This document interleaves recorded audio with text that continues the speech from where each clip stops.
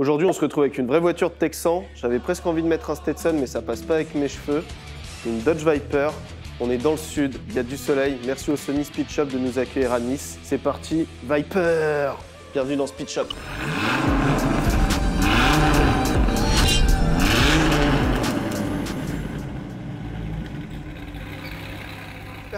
Père Castor, raconte-nous une histoire. Même deux histoires.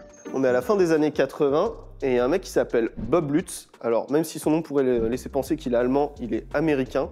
Et que fait un Américain un dimanche à la fin des années 80? Il se promène dans son AC Cobra dans les canyons. Il est bien. Il se dit, c'est juste dommage qu'aucune marque propose une voiture qui ressemble au concept de l'AC Cobra, un cabriolet avec beaucoup de chevaux et un énorme moteur. Par chance, Bob Lutz, il est VP au développement chez Chrysler. Alors, je ne sais pas trop si c'est une chance, parce que Chrysler, à l'époque, dans les années 80, sont dirigés par Lee Iacocca. Il était un peu ennuyeux et pénible. Et du coup, la production de Chrysler était à son image. Il faisait la Chrysler Voyager, par exemple, qui sont des voitures de la série K. La Chrysler Le Baron, alors ça, c'est celle qu'on connaît en Europe, mais il y en a plein d'autres qu'on ne connaît pas, qui sont des voitures boring. Il n'est pas dans une entreprise où l'ambiance est à la fête et à faire des voitures de sport avec des gros moteurs, pas de toit, enfin, faire une voiture cool, quoi. Mais les ventes commencent un petit peu à s'essouffler et pour faire du marketing, etc., ils se disent que ce serait quand même cool d'avoir une voiture un petit peu tête d'affiche qu'on peut mettre dans les concessions pour faire venir les gens, pour qu'ils puissent acheter des voitures boring tout en regardant une super bagnole à côté. Ce qui se passe, c'est qu'ils se montent une équipe de spécialistes, c'est un petit peu les Avengers de chez Chrysler. Et du coup, ils s'entourent de 3 autres personnes pour faire un projet un peu en soum-soum. Tom Gall, qui en a clairement marre de dessiner la voiture de Hal dans la série Malcolm, là, les trucs tout carrés, pas très beaux. Et François Castin à l'ingénierie, qui est du coup un ingénieur français, étant donné que Chrysler et Renault, dans les années 80, étaient en bisbille. Et ce François Castin, pareil, il était un petit peu lassé de vendre des Cherokee pour le marché français, de les importer, de designer des voitures de monsieur tout le monde.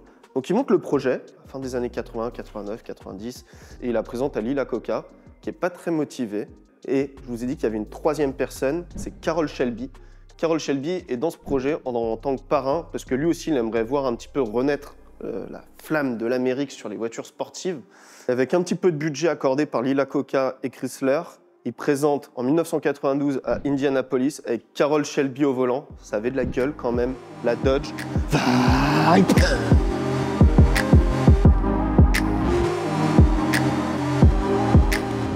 En tout cas, Tom Gall, j'aimerais t'adresser un mot. Merci pour ta patience, merci pour ton mindset fou de designer, parce que 10 ans à dessiner des voitures moches pour arriver à ça, t'es un génie. Merci pour la Diablo aussi. Et si cette voiture est légendaire, c'est aussi parce que sous le capot, il y a un monstre. On va aller voir ça. Pour l'ouvrir, on voit que c'est une voiture qui a été conçue par des mecs dans un bureau un peu caché à Détroit.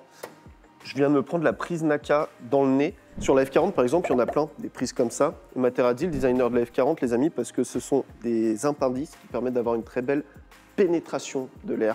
Incroyable. Alors, il y a une 2e tirette ici. Waouh! Je suis excité comme un enfant dans un magasin de jouets.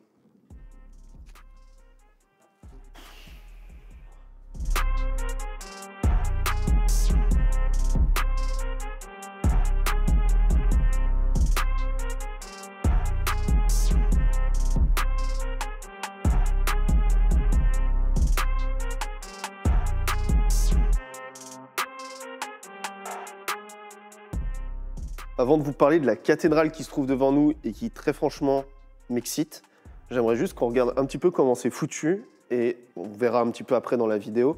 La Viper est une des rares voitures américaines qui est conçue comme une voiture de course pour tenir la route. On les tient à peu près sur le doigt de la main, on a essayé de faire les comptes tout à l'heure. GT40, AC Cobra, Viper, Corvette. Moi, je vois que ça. Dites-moi si vous en voyez d'autres en commentaire. Moteur position centrale, il est derrière les roues. Et on voit que tout le châssis il a été étudié pour que ça soit une voiture de course, quoi. Enfin, c'est complètement dingue. Et le moteur, je fais durer le suspense, puisque de toute manière, tout le monde le sait, c'est un V10. Et il permet de vous envoyer le 0 à la prison en 4 secondes. J'aurais aimé trouver cette phrase, mais en fait, il s'avère que c'était le slogan de l'époque pour vendre la voiture. Et ça montre un peu la folie derrière ce projet. Le choix du V10, il est plutôt particulier, même si dans les années 90, c'était clairement l'apogée de ce moteur en compétition. 92-93, Peugeot gagnait avec la 905, moteur V10 au Mans. La Formule 1, ça fait déjà quelques années que McLaren ont des V10 Honda, Williams ont des V10 Renault. Et le choix du V10, ça pourrait sembler normal et il y a une rumeur qui court comme quoi c'est un V12 Lamborghini amputé de 2 cylindres. Alors pourquoi un V12 Lamborghini chez Chrysler? Lila Coca, pour faire une moyenne dans sa vie boring et pénible, il a une petite passion des années 80 qui est plutôt cool, c'est qu'il a acheté plein d'entreprises. Donc il a acheté des boîtes dans l'aviation, des boîtes dans le bâtiment et dans le lot. Pourquoi? Il y avait Lamborghini. Donc il a racheté Lamborghini qui appartenait au groupe Chrysler. Donc tout le monde pense que ce moteur-là est un V12 de Diablo qui est amputé de 2 cylindres. C'est faux. Il s'avère en fait que Lamborghini, sur ce moteur, ils ont bien travaillé juste pour développer l'alliage d'aluminium. Donc ce moteur est juste un V10 qui était à la base destiné au Dodge Ram. Toujours plus, le Dodge Ram dans les années 90 devait avoir un V10. C'est pas fait, il a eu un V8. Il a eu ce V10 là plus tard. Mais en tout cas, ce V10 est sous ce capot et c'est beau. Et histoire d'encore bien se perdre entre V8, V10, V12, V14, V15, on ne sait plus. Cette voiture, Carroll Shelby, il ne l'aimait pas avec le V10. Il trouvait qu'elle était trop longue et qu'elle n'était pas assez Cobra. Il la voulait avec un V8. Donc dans les bureaux d'études, ils ont imaginé la Pacifica qui est équipée d'un moteur Ouais, V... c'est cool ton histoire, mais nous on veut les chiffres en fait. Ah, vous aimez les chiffres, la data. 450 chevaux, 660 Nm de couple et c'est un V10. On l'a pas assez dit. 10 cylindres. Et il y a un truc surtout sur cette voiture, au-delà des chiffres, c'est le son que ça fait. Vous voulez les entendre? Est-ce que Anthony, tu peux venir démarrer la bagnole, s'il te plaît? Il est là! Vous le demandez dans les commentaires. Moi, je vais au meilleur endroit pour ça. C'est derrière. Oh, vas-y! Balance!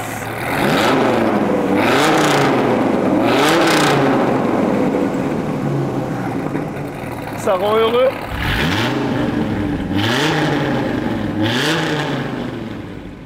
Comme je vous disais qu'on était sous le capot, cette voiture, ça peut vraiment être une voiture de course et pour preuve, elle a gagné au Mans. Salut, c'est le monteur. Vous vous plaignez toujours de ne pas voir les voitures rouler. J'ai une exclue pour vous. Le lien est dans la description.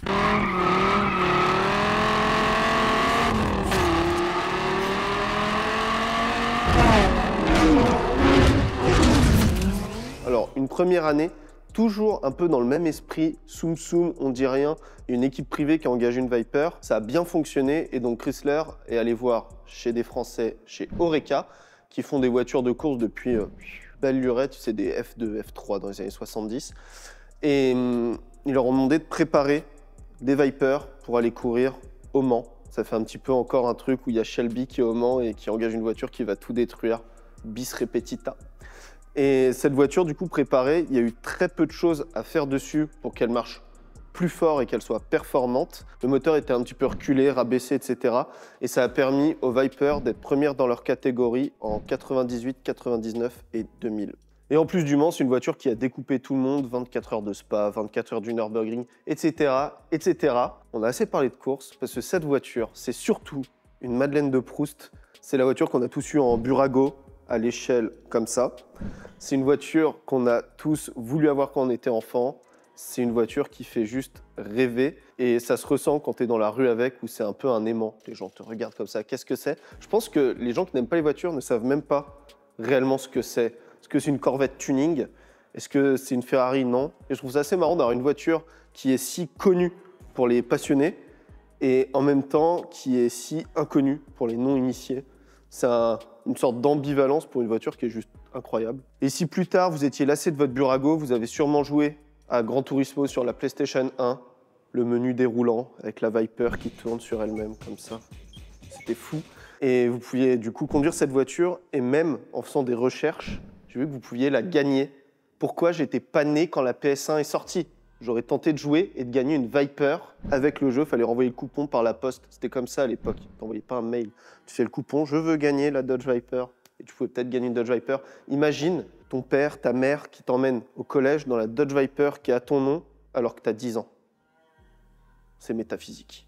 Et je vous parlais de Madeleine de Proust, mais cette voiture, je ne l'ai pas connue grâce à Gran Turismo, parce que j'avais pas de PlayStation. Mais j'habitais à la campagne et j'avais un vélo et c'était cool. Mais cette voiture, je l'ai connue quand elle passait sur la télévision à la maison, avec la série bien nommée Viper.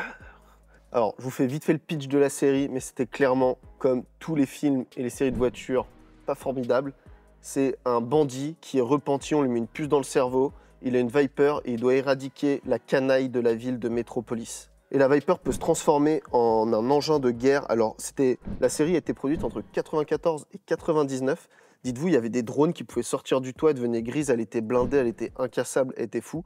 Première saison, il a une RT10 rouge, donc la génération précédente qui n'a pas de toit. Et dans les dernières saisons, il a une GTS comme celle-ci, bleue. Et le mec était beau gosse, brushing dans sa Viper, il appuie sur un bouton, elle se transforme. Ça m'a complètement tué. Et la série de t-shirts de chez Chevignon, Viper, où tu peux avoir les stickers, c'est un peu comme sur les Vans. Et ça, c'était sur mon vélo, du coup, le vélo était un vélo Viper. Les t-shirts, on a regardé à quoi ils ressemblaient. Ça a vieilli. Donc si vous voulez des t-shirts qui ont la classe, allez sur Bedzine. Nouvelle collection. Franchement, elle est bien. Là, je suis bien depuis tout à l'heure pour vous parler. En plus, on est à Nice. Il fait beau, beau t-shirt. Même si vous êtes à Dunkerque, il fera beau cet été. Achetez-vous des t-shirts. Juste une dernière réflexion. Mais une Dodge Viper, ça coûte à peu près le prix d'une belle Porsche 911. Alors pourquoi vous achetez des Porsche 911 et vous achetez pas des voitures exceptionnelles comme ça? Achetez des Viper, mais achetez plein d'autres types de voitures sur benzine.fr. Vous y trouverez forcément ce que vous cherchez en caisse plaisir. Vous pouvez aussi acheter les t-shirts de la nouvelle collection. Petit tour. Ils sont stylés. Et en attendant, moi, ça m'a vraiment fait plaisir de vous parler de la Viper, qui est une voiture qui est dans mon top 1 des voitures sur Terre. Donc à bientôt. Et puis abonnez-vous. Souscrivez un abonnement. Bref, faites du tuning.